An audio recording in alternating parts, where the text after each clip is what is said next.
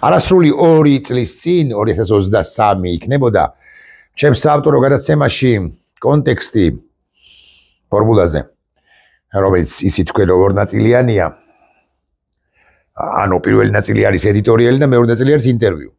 ხო და აი ამ ედიტორიალში მე ეს ედიტორიალი დავიწყე ასეთი სიტყვებით, ამგვარი სიტყვებით ხუჟი, მარხუჟი. ხუჟი ცალკე ხო არაფერი არ არის, ხო მოვიგონე ეს სიტყვა.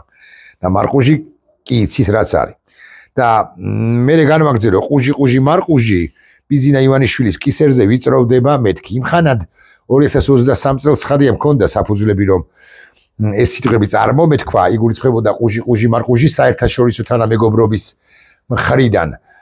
მაგრამ არ მქონდა ისეთი არგუმენტები და ისეთი საფუძვლები, რომლებიც გამიჩნდა 2024 წლის საპარლამენტო არჩევნების შემდეგ, როდესაც ბიზინა ივანიშვილმა გააყალბა პერსონალურად ბიზინა ივანიშვილმა FSB-ს დავალებით გააყალბა საპარლამენტო არჩევნების შედეგები და რასაკვირველია ასევე ვგულისხმობ 2024 წლის 29 ნოემბერსაც, როდესაც ბიზინა ივანიშვილის გამობიზინებულმა ირაკლი კობახიძე აგენტმა თქვა, რომ საქართველომ შეაჩერა ევროინტეგრაციის, ევროკავშირში ინტეგრაცია პროცესი შეაჩერა და ამის შემდეგ იხულა ხალხმა და 160 დღეა დაახლოებით ქუჩაში დგას იცით თქვენ. ამის შემდეგ და 26 ოქტომბრიდან რეალურად საქართველოს ხელისუფლება არის de facto, ანუ თვითმარქვია ხელისუფლება, მას მიტაცებული აქვს ხელისუფლება და ძალაუფლება. და არც არავინ მას არ აღიარებს თუ იქნებით ობიექტური და ყაველაშვილის ჩასვლა რომში თუ ყაველაშვილის ჩასვლა აზერბაიჯანში თუ ირაკლი კობახიძის ძალიან იშვიათი ვოიაჟები არადემოკრატიულ ქვეყნებში არ ნიშნავს იმას, რომ ვინმე ამ ქართულ რუსულ ოცნებას აღიარებს. 23 წელს წარმოთქმული ჩემი სიტყვები ხუჟი, მარხუჟი, ადეკვატური და რელევანტური რასაკვირველია იყო იმხანადაც. მაგრამ 24 წლის 26 ოქტომბრიდან და 29 ნოემბრიდან იმავე წლისა აკი გითხარით კიდეც რომ ეს ჩემი არგუმენტები თუ ჩვენი არგუმენტები გაასკეცდა, გაასმაგდა. 160 დღეა რომ გავართ ქუჩაში, ეს ბუნებრივია, ძალიან კარგი ამბავია და უპრეცედენტო ამბავია და ბუნებრივია ეს ადასტურებს იმას რომ ჩვენ ეხლა რომ გკითხოთ ვინმე რას აპროტესტებთო ან რას ითხოვთო, ერთის მხრივ ვითხოვ რასაკვირველია პერსონალურად მე ახალ არჩევნებს რიგარეში აბა რა უნდა ჩატარდეს რიგარეში არჩევნები აბა რა. მეორე მხრივ ვითხოვ სინდის პატიმრებისგან თავისუფლებას რასაკვირველია და ასე შემდეგ, მაგრამ აი რას იცავო რომ გკითხოს ვინმე და რომ დავფიქრდე კარგად და 3-4-5 წუთი რომ ვიფიქრო, მე ვიტყვი და ჩვენ ვიტყვით, რომ ჩვენ ვიცავთ ჩვენს სახელმწიფოს.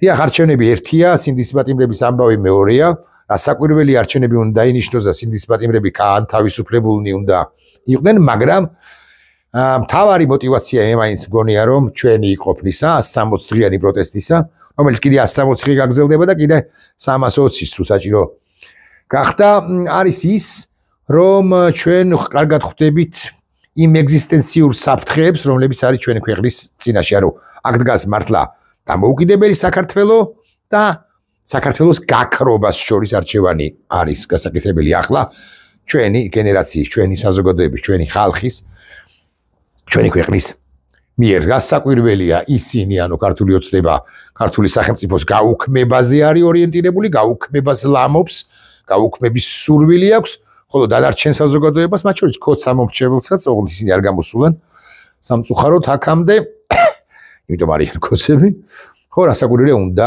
ქართული სახელმწიფო, ძლიერი ქართული სახელმწიფო. ამ პროცესში რასაკვირველია ჩვენს გარდა აი ამ ამბავში, ამ რომ ტრიალში მონაწილეობს დასავლეთიც. მასზე ოდნავ მოგვიანებით ვიტყვი, რომ ამდენად ადეკვატურია დასავლეთი, ამაზე ვიტყვი რამდენიმე სიტყვას, მე მგონი რომ ადეკვატურია ამ თავითვე გეტყვით, მაგრამ უფრო წვრილად ვისაუბროთ რამდენიმე წუთში, ახლა კი ვიტყვი მესამე ამბავი, არაადეკვატურ შედარებით ყოველ შემთხვევაში, არაადეკვატურ ქართულ პოლიტიკურ სპექტრზე. პრეზიდენტმა შექმნა ეს წინააღმდეგობის პლატფორმა. მე მithქვამს რომ სჯობდა რომ დაერქმია პრეზიდენტს წინააღმდეგობის ფრონტი, წინააღმდეგობის მოძრაობა, წინააღმდეგობის რა ვიცი, რაღაც ბარიკადები. და ასე შემდეგ, მაგრამ პლატფორმა, როგორც ჩათვალა საჭიროთ ისე. აქ თავმოყრილნი არიან სხვადასხვა პოლიტიკური ჯგუფები. მე ხაზგასმით მინდა ვთქვა ერთი რამ, რომ 26 აი რომ ამბობენ ხოლმე რომ 26 ოქტომბერს გაყალბდა არჩევნები და ვიღაცამ გადალახა ბარიერი, მაგრამ აი დაუწერეს 7.9%. მე 100%. გაყალბდა ყველასთვის, ვინც ამ არჩევნებში მონაწილეობდა. აქედან გამომდინარე ესე გამოყოფა ჯგუფურად რომ აი 4 პარტია არის ბარიერი გადალახული და 5%-ია იქნება აღებული თუ გაყალბდა, არ ვიცი რა მნიშვნელობა გახარიას პარტიას ან ძლიერ საქართველოს. ან იქნება 27-ია გაღებული. ანუ გაყალბდა ყველასთვის. და ყველანი ახლა ერთ ქვაბში ვართ. გაყალბებული არჩევნების ქვაბში და 4 პარტია არაფრით განსხვავებული და გამორჩეული არ არის სხვა იმ პარტიებისგან, რომლებას ბარიერი ამ გაყალბებულ არჩევნებში თითქოს ვერ გადალახეს. გადალახა ლეიბორისტულმა პარტიამ კი რო გითხრათ რა, მოვედავებით, ვინმე თუ გაყალბდა, მისთვისაც გაყალბდა, რა პრობლემა. ლეიბორისტები მონაწილეობენ თუ არა ამ პრეზიდენტის პლატფორმის მუშაობაში სიმართლე გითხრათ, არ ვიცი და მათ ცხადი არ მივტირებ, მაგრამ ისე ვამბობ ამას. ხო და პოლიტიკოსები უნდა ახვდნენ ამ პროცესს, მეთქი ამის თქმა მინდა და გულახდილად გეტყვით აი ქუჩაში მიმდინარე 160 დღიან პროტესტს, სისილ პროცესს, ხო? ისინი ვერ ახვდნენ აქამდე ყოველ შემთხვევაში დიდად აქტიურნი არ არიან უშუალოდ ქუჩაში და საერთო საზოგადოებაც მათ ნაკლებად ენდობა. სხვა შორის მე გავიგე ინფორმაცია და ეს საჯარო ინფორმაციაა. არ არის რამე დახურული და ვინმეს კი არ მოუწოდებია, რომ საელჩოების წარმომადგენლებს თუ არ ვწდები და საერთაშორისო ორგანიზაციებს, რომლებიც შეხვედრიან პოლიტიკური ჯგუფის წარმომადგენლებს ამ პრეზიდენტის წინააღმდეგობის პლატფორმის ფარგლებში მონაწილეებს, უკითხავთ ოპოზიციონერებისთვის, რომ კი მაგრამ ხვალ რო დანიშნოს არჩევნები ქართულ რუსულ მოცნებამ მზად ახართო? თქვენო მზად ახართო? აი მე არ ვიცი ემათ რა უპასუხეს, მაგრამ თქვათ გულახდილი რომ ვიყო თქვენთან. იქ არ ვიცი რას უპასუხებდი მეც კი. მაგრამ მე გეტყვით რომ არ არის მზად. ყოველ შემთხვევაში უმრავლესობა არ არის მზად. ეხლა მე ყველას მაინც და მაინც ერთ ქვაბში კი არ ვხარშავ, მაგრამ ოპოზიციური სპექტრი როგორც ასეთი, როგორც ერთიანი ორგანიზმი არასტრუქტურულად გადაჯაჭვული ერთმანეთთან, არამედ ოპოზიცია როგორც ასეთი, ჩემი აზრით მზად არ არის. საერთოდაც მე მგონია რომ აქამდე ბევრჯერ მithქვამს რომ ქართული ოცნების დანიშნული არჩევნები ჩვენ არ გვაწყობს. მაგრამ მოდი ახლა გადავაკეთებ ამას და ვიტყვი რომ ქართული ოცნების დანიშნული არჩევნები არ გვაწყობს მანამ სანამ თლიანად არ ჩამოიშლება სისტემა, რომელზეც დაფუძნებულია, დამყნობილია ქართული ოცნება. ეს არის სუსი ამჟამად უკვე ანრი ოხანაშვილის მიერ გაკონტროლებული. ოხანაშვილი რომ ვერ გაჩუნაა ეს გავიგეთ და ისიც ვიცით რომ ოხანაშვილი FSB-ს პირდაპირ ხაზია ან რაღაც კობახიძისგან ხაზი.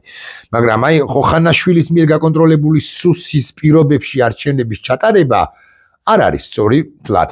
ამ შინაგან საქმეთა სამინისტროს პირობებში ჩატარებას არ შეიძლება, ამ რეპრესიული მანქანის პირობებში არ შეიძლება მეთქი, ასე ვიტყვი, უბრალოდ აზრი არ აქვს, ასე ვიტყვი. მაგრამ მე შევცვლი, მე სიჩდა ასე ვიტყვი, ქართულმა ოცნებას და ქართულ ოცნებას დაუნიშნია არჩევნები. რა თქმა უნდა, ამ გზით ვიაროთ. თუ გნებავთ ოღონდ იმ პირობებში თუ სუსი არ გააკონტროლებს, შსს არ გააკონტროლებს, ეს გაყალბების მექანიზმები იქნება აღმოფხრილი, ცენტრალური საარჩევნო კომისია იქნება შეცვლილი, საერთოდ გარემო და სისტემა იქნება შეცვლილი და ჩვენ წინასწარ გვეცოდინება რომ ქართული ოცნება ამ არჩევნებს აგებს. თუ არჩევნებს აგებს წინასწარ გვეცოდინება ეს, მხოლოდ ამ შემთხვევაში აქვს აზრი იმას რომ მონაწილეობა მიიღონ ოპოზიციურმა პარტიებმა ახალ არჩევნებში თუ ეს არჩევნები მაინც და მაინც დაინიშნება. ეს არ ნიშნავს იმას, რომ ხვალ რომ გააქანოს კობახიძემ და თქვას რომ ახალ არჩევნებს ნიშნავ უარი უნდა თქვას ყველამ. არა, მაგას არ ნიშნავს, მაგრამ უკლებლივ ყველამ უნდა იმუშაოს უკვე შემდგომ, რომ შემოარღვიოს ის სისტემა, რომელიც ქართულ ოცნებას აქვს შექმნილი. და ეს სისტემა არის მრავალქსელიანი ან მრავალსაცეციანი თუ გნებავთ ასე ვიტყვი და ყველგაც ვიცით და რაც არ ვიცით ღმერთმა უწყის, კიდე რეები აქვს, რა მექანიზმები აქვს გაყალბებისა მოგონილ შექმნილ მოფიქრებული ქართულ რუსულ ოცნებას რაიონებში განსაკუთრებით, თორე საბურთალოზე არც არავინ არ გააყალბებს, კი არა გააყალბებს აქაც, მაგრამ ისი არ გააყალბებს როგორც რომელიმე რაიონში ყველა რაიონის მაცხოვრებელს სასაგვერველია უდასტურებ პატივისცემას. აი მაგალითად ყალბი პირადობის მოწმობები. ვიცით ჩვენ რომ არსებობდა 26 ოქტომბრის არჩევნები, სად არის? ვინმე ამოიღო? ჩვენ თვალწინ დახია, დაწვა. მაგალითად ჩელიაბინსკში მაცხოვრებელი სიჭინავა პირობითი გვარით ცხადია. ხო, იმის მონაცემები გვაქვს? ვიცით რომ არ გამოიყენებს ცენტრალური საარჩევნო კომისია ან ქართული ოცნება მის ნაცვლად არ მიუშვებს ვინმე სიჭინავა თქვით და ვინმე ლემონჯავას პირობითად. ხო არ ვიცით და აქედან გამომდინარე ეს მექანიზმები უნდა აღმოიფხვრას ანუ კობახიძე უნდა დამარცხეს არჩევნებამდე ივანიშვილი უნდა დამარცხეს არჩევნებამდე.